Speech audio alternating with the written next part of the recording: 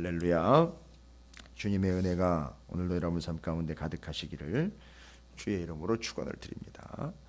자, 할렐루야로 시작을 해 할렐루야로 마무리하는 시편 113편, 111, 112, 113편 할렐루야라는 시작의 그 첫 구가 참 상징적일 뿐만 아니라 아주 강력하게 다가왔던 그런 시편들이었습니다. 근데 그 뒤로 이제 시편 114편이 넘어오면서 느닷없거나 뜬금없는 건 아닙니다. 늘 그 시편의 내용이 되었던 내용들 중에 또다시 반복되는 것 같은 내용이죠. 무슨 내용입니까? 뭐 읽어봐도 1절부터 8절까지 짧은 내용이긴 하지만 이건 뭐 누가 봐도 다 알 수 있는 내용입니다. 이스라엘을 애굽으로부터 구원해 내신 이야기를 또 이 시편의 소재로 삼고 있습니다. 뭐 내용 보시면 다 아시는 내용인데, 근데 상당히 시적일 뿐만 아니라 상징적인 뿐만 아니라 의미가 그 이전과는 또 다른 의미와 내용으로 기록이 되고 있습니다. 그 내용이 다른 게 아니라 기법이 좀 다릅니다. 어떻게 표현을 하고 있느냐 하면 표현 자체가 이스라엘이 애굽에서 나오며 야곱의 집안이 언어가 다른 민족에게서 나올 때에 출애굽의 상황을 이렇게 표현을 했어요. 요거 이제 조금 있다가 교회에 대해서 이야기할 때 제가 설명을 드릴 거예요. 자, 시편 114편은 뭘 찬양하고자 하느냐 하면 언어가 다른 민족들, 그리고 그 집안이 그 70명이 들어가서 처음엔 한 명이었죠. 한 명이 들어가, 요셉이 들어가, 70명이 들어가, 그 인원들이 장정만 60만 3,550명이 될 때까지. 장정만 그러니까 다른 딸린 식솔들까지 하면 뭐 수없이 많은 인원들, 거기다가 허다한 잡족들까지 다 합쳐져서라는 게 근거가 되겠죠.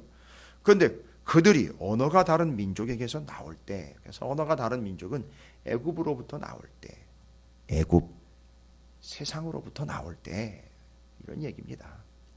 말하는 게 달라요. 언어가 다릅니다. 생각하는 게 다릅니다. 거기서 불러낼 때, 말하는 게 다른 민족에게서 나올 때, 생각하는 것 자체가 다른 그들에게서부터 나올 때, 여러분, 그들이 스스로 나온 것일까요? 아니요. 하나님이 끄집어내신 거예요. 불러내신 겁니다. 불러내신 거예요. 그때라고 이야기하면서 2절에 유다는 여호와의 성소가 되고 이스라엘은 그의 영토가 되었도다. 유다, 이스라엘, 뭐 성소, 영토 다 모르는 단어 아닌데 이걸 문장으로 만들어놨는 이게 뭔 얘긴가 싶을 정도로 좀 의아할 수 있어요.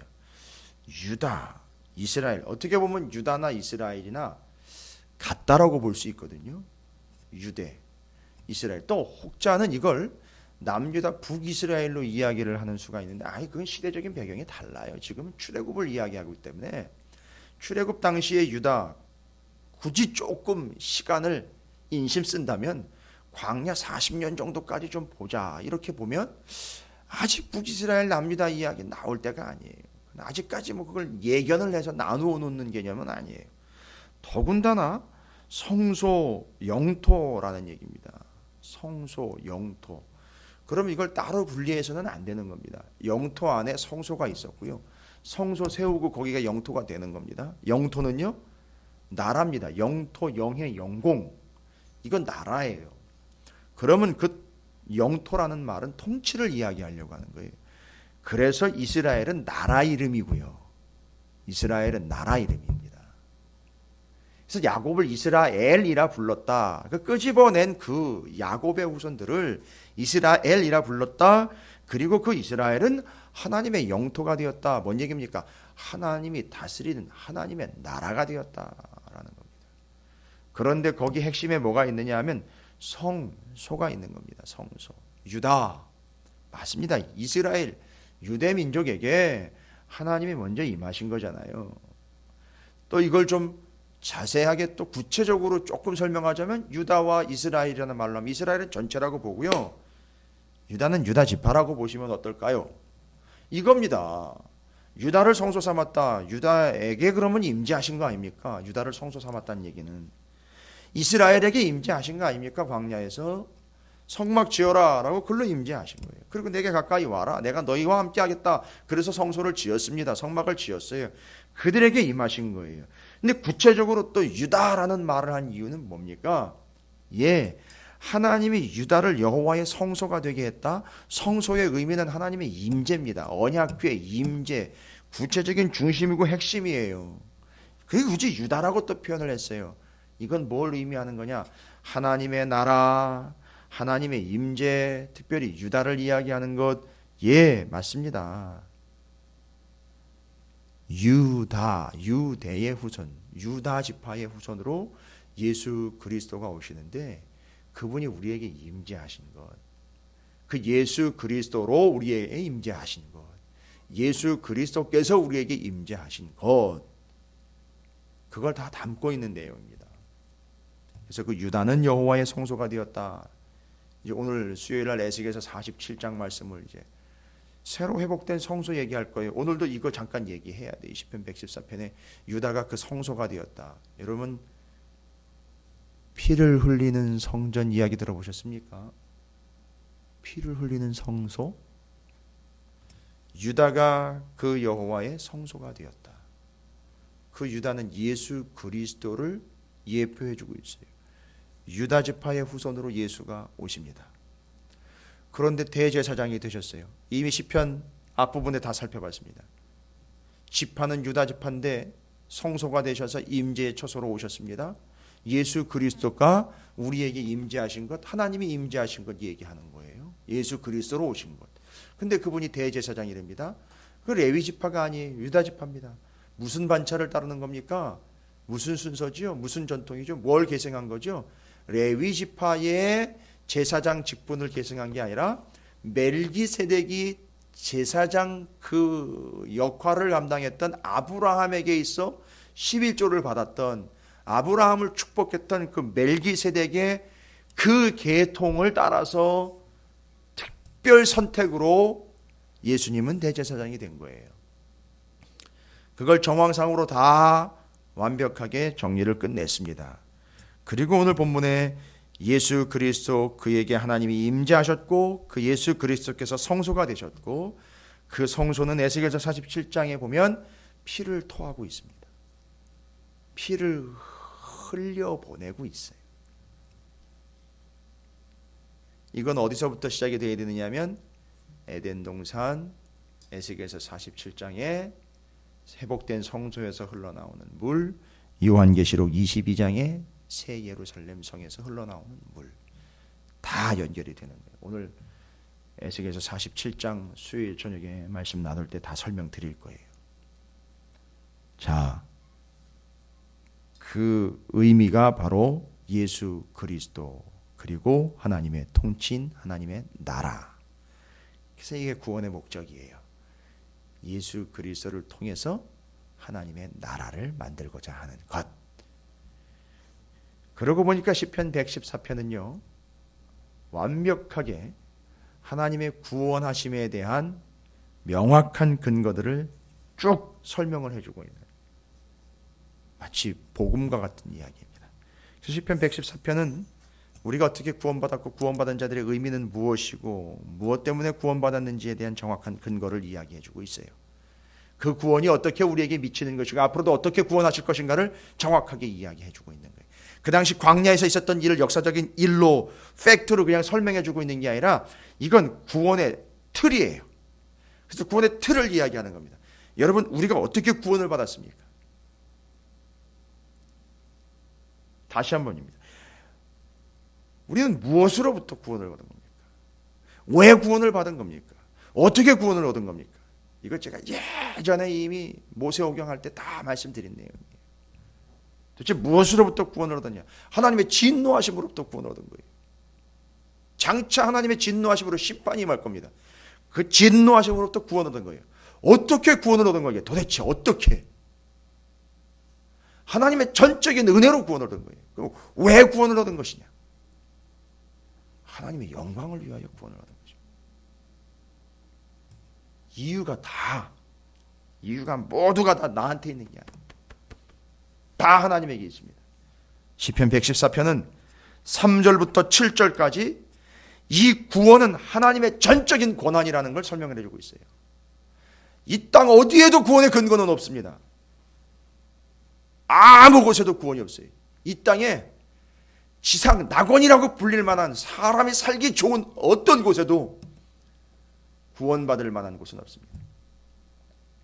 옛날에 우리나라에 구한말 시절 나라가 하도 어렵고 힘드니까 이게 이제 이러다가 망하는구나 할 때에 이 나라에 예수 그리스도의 복음은 들어와 있지만 야소교 그것 말고 이 시대 이 어려운 시대에 구원을 얻어야 될 곳 그곳이 어디인가를 찾아 나서는 그래서 이 대한민국의 기운이 승한 곳 10곳을 찾아 나서는 십승지지라고 일컬어지고 있는 기운이 승한 10곳으로 도망가면 살 수 있다라는 것을 찾아내가지고 그걸 또 책으로 만들고 그걸 또 설파한 사람들이 또 있었어요. 그게 이제 소위 말하면 옛날에 정도령 사상 그런 얘기 들어보셨을 거예요. 우리나라에 그런 사상들이 있었어요. 그래가지고 그걸 막 찾아 나섰었습니다. 그래가지고 실제로 찾아냈어요. 기운이 승한 10곳 말세지말에 일로 피난 가면 살 수 있다라고 이야기하는 거죠. 그걸 10곳을 찾아냈어요. 또 정도령 사상에 심취한 사람들이요. 근데 이 사람이 어떻게 하다 성경을 접하게 됐습니다. 별 수단과 방법을 다 가리지 않고 이제 거기에 몰두해 있으니까 어떻게 해야 구원을 얻을 수 있느냐, 이 땅에서 어디로 도망가야 살 수 있느냐, 말세 어디로 가야 되느냐 이걸 고민하다가 이것저것 찾다가 이제 야소교의 성경을 받겠죠. 마태복음 딱 1장 1절에 완전히 깨진 거 아닙니까? 아브라함과 예수 그리스도의 계보라. 그 한자가 아브라함 이렇게 아벡라합이라고 할 때 그 아자 여러분 기억나십니까? 아자. 이게 하늘천 땅지 사이에 십자가 모양의 글씨 그게 아자지 않습니까? 한자로 한번 찾아보십시오. 근데 이 사람이 여기서 탁 깨진 거예요. 성경의 첫 구절부터 근데 이게 보시면 아시겠지만 열십자예요. 이 사람이 이거부터 턱 터득이 된 거예요. 내가 지금까지 이 땅에 구원받을 만한 10곳 기운이 승한 곳을 찾아 나섰는데 이 땅에 기운이 승해 구원을 얻을 장소가 있는 게 아니라 구원 얻을 유일한 장소는 바로 이게 지금 여기서 이 야소교가 얘기하고 있는 이 예수교가 얘기하고 있는 이 십자가라는 게 그게 바로 십승지지였구나. 여기가 바로 기운이 승하여 여길로 도망가야 살 수 있는 유일한 처소가 바로 십자가 밑이었구나 해가지고 그 사람이 예수를 믿게 된 거예요. 그 어마어마한 사상을 다 버리고요. 그러니까 구원 얻을 유일한 근거는 하나님에게밖에 없습니다. 그 구원을 얻을 유일한 근거는요, 십자가를 지신 예수 그리스도를 통해서밖에는 구원을 얻을 수밖에 없다라는 거예요. 여러분 오늘 얘기가 그 얘기예요. 114편을 곰곰이 너댓 번만 읽어봐도 이건 하나님께서 하나님의 전적인 권한으로 예수 그리스도를 통하여 구원을 주신다라는 내용이 여기 그대로 담겨 있는 거예요. 3절부터 7절까지를 보십시오. 바다가 보고 도망하며 요단은 물러갔다. 여러분 되게 기가 막힌 표현을 썼어요. 바다가 보고 놀랬대요. 바다가 보고 도망을 했답니다. 요단이 물러갔답니다. 여러분 바다가 뭘 봤길래 이렇게 도망을 했까? 기가 막힌 표현이다. 바다가 봤다는 겁니다. 홍해바다지요. 그 바다는 도대체 뭘 본 겁니까? 모세를 본 겁니까? 이스라엘 백성들의 구름대 같은 그 무리를 본 겁니까? 그걸 보고 놀란 겁니까? 아니요. 하나님의 손을 보고 놀란 거예요. 하나님을 보고 놀란 겁니다. 요단강은요. 맞아요. 언약궤가 무서워서 넘어간 게 그 언약궤에 임재하신 하나님, 그 하나님을 본 거예요. 그래서 도망간 겁니다. 물러간 거예요. 쭉 다 읽어보십시오. 산들이 막 흔들립니다. 지축이 막 흔들려요. 땅이 놀래고요. 땅이 막 흔들립니다. 뭐 때문에요? 하나님 때문에요. 하나님이 검지손가락 한번 툭 튕겨주신 거예요. 그러니까 이 지축이 흔들리는 겁니다. 어마어마한 겁니다. 여러분 우리가 지금 이렇게 살아가고 있는 게 기적이에요. 지구가 자전하는데 지금 어마어마한 소리가 들리는 거 아세요? 지구가 자전을 하는데요, 그 소리가요 무지막지한 소리입니다. 근데 그 소리를 인간은 못 들어요. 너무 크니까 못 들어요. 아무리 날고기네 우리가 앉아가지고선 하나님의 말씀이 어떻고 교회가 어떻고 세상이 어떻고 막 이래도요, 우리는 그릇 자체가 간장 종려기 수준밖에 안 되는데 우주는요 대접의 대접, 뭐 그건 그 이상이에요. 뭔 상상을 초월하는 그 어마어마한 걸 하나님이 창조하셨기 때문에 몰라요. 이걸 누가 이렇게 비유를 들었더라고요. 전쟁터에서 대포를요 어마어마하게 무지막지하게 큰 대포를 쏘면 그 옆에 있는 인간은요 깜짝 놀라는데요, 그 땅바닥을 기어가는 개미 새끼는 절대 놀라지 않아요. 수준이 안 되는 거예요. 모르는 거예요. 다 알지도 못하면서 뭐는 어떻네, 뭐는 어떻네, 나는 왜 이 모양으로, 내지는 뭐 저건 왜 저래, 뭐 이렇게 정말 가소롭기 짝이 없습니다. 사람이 봐도 그 정도 수준인데 하나님 보시면 뭐라 하실까요 도대체? 그걸 바다는 봤어요. 하나님이 직접 뭇과 땅과 바다로 나누신 그 하나님이요, 어떻게 나눴는지를 알고 있는 바다는요 하나님의 손을 봤어요. 그러니까 도망을 간 거예요. 이런 기가 막힌 표현을 누가 쓸까요? 구원받은 자들만이 이걸 아는 거죠. 바다야 내가 도망하면 어찌함이며, 이거 또 얘기해요. 5절에 요단아 내가 물러가면 어찌함이냐, 너희 산들아 순양들같이 뛰놀며 작은 산아 어린 양들같이 뛰놀면 어찌함인가, 땅이여 너는 주 앞 곧 야곱의 하나님 앞에서 떨지어다. 땅도 떠는데요, 인간이요 교만하기 이를 데 없이 땅도 떨고 바다도 들어가가지고 도망을 다니는 판인데, 일개 인간이요, 하나님 창조하신 일개 인간이 하나님 앞에서 교만과 오만을 일삼고 있는데 정말 가소롭습니다. 땅이 그렇게 부르르 떨고 있는데 아주 건방지기 이를 데 없는 인간이 한쪽 다리 짝다리 짚고 딱 떨고 있는 거예요. 네가 어떻게 구원받은지 아느냐? 첫 번째 3절부터 7절까지예요. 하나님의 전적인 권한으로 구원을 받은 거다. 하나님의 전적인 은혜다. 하나님의 전권이다. 착각하지 말아라. 하나님의 전적인 능력, 하나님의 전권으로 너는 구원 얻은 거다. 이스라엘 너희는 하나님의 전적인 권한으로 구원 얻은 거지, 너희들이 어떠함으로 구원 얻은 건 절대 아니다. 그게 3절부터 7절까지예요. 여러분, 그러면요, 그건 옛날 얘기인데요. 아니요, 지금도 마찬가지예요. 하나님의 전적인 권한으로 이제 어떻게 구원하시겠다는 거죠? 예수 그리스도를 통해서 구원하겠다는 거예요. 그게 2절과 8절이에요, 여러분. 그게 괜히 거기 기록된 게 아니에요. 아니 뭐 반석에서 물만 내셨나요? 하신 일이 한두 가지가 아닌데, 반석에서 물 내고 차돌 그것이 갈라져 샘물 나게 하신 거예요. 차돌은 아주 단단한 돌이에요.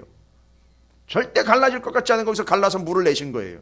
2절은요, 유다는 여호와의 성소가 되었다. 유다 거기로부터 예수 그리스도가 나오게 하셔서, 반석에서 물이 나게 하셔서, 차돌에서 물이 나게 하셔서, 모퉁이 뚫린 예수 그리스도에게서 물이 나게 해서 그거 먹고 살게 하겠다. 예수를 통해서 구원해 주겠다. 이 얘기를 여기다가 담아놓은 겁니다. 이걸 좀 봐야 되는 거예요. 보고 싶고 듣고 싶은 대로만 보고 듣고 싶은 대로 정확하게 114편의 8절은 예수 그리스도로부터 나온 생수로, 생명수로 구원을 얻는 것, 거기서 흘러나오는 예수의 보혈로 생명을 얻는 것, 살아나는 것 정확하게 얘기하고 있습니다. 그게 2절과 8절이 얘기하고 있는 어떻게 구원하실 거냐? 예수 그리스도를 통해서 구원할 거라. 이 사람들요, 만약에 반석에서 물 안 났으면 어떻게 됐을까요?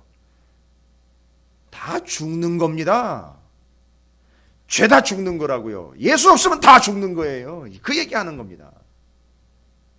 하나님의 전적인 권한으로 예수 그리스도를 통해서 구원을 얻는 겁니다.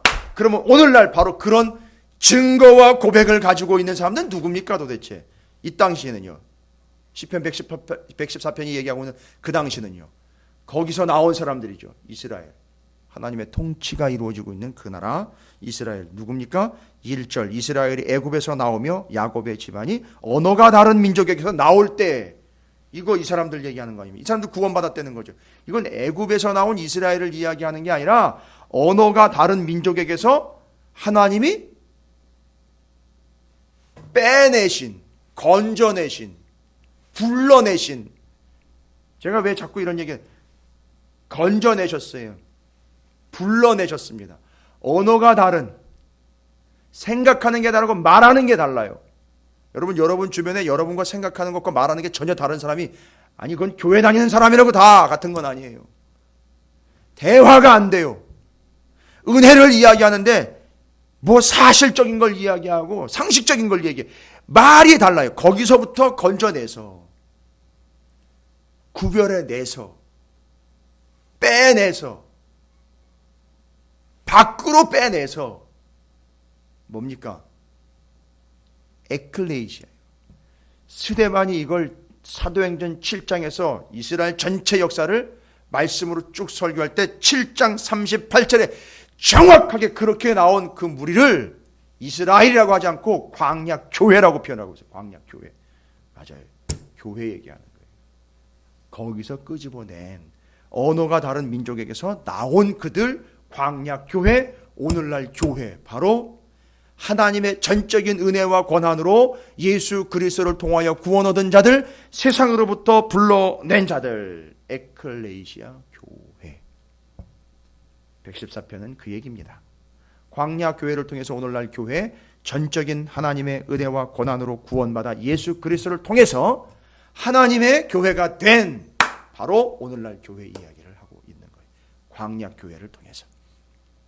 여러분, 이게 구원이에요. 그래서 교회는 구원받은, 부름받은 자들의 모임인 거예요. 그리고 어떻게 구원을 얻었는지를 늘 점검하는 겁니다. 하나님의 전적인 고난과 은혜로 예수 그리스도를 통하여 언어가 다른 이들로부터 불러냄을 받은 무리들, 교회. 그게 이스라엘이 예표를 했던 것이고요. 114편이 그걸 얘기하는 겁니다. 잊지 마십시오. 구원은 어떤 다른 색깔 있는 내용들이 아닌 아주 원색적인 한 가지의 정확한 사실과 변하지 않는 진리로 우리에게 임한 겁니다. 시편 114편을 통해서 그 구원을 다시 한번 점검하시고 그 구원을 확증하시는 이 새벽 오늘의 첫 시간이 되시기를 주님의 이름으로 축복합니다.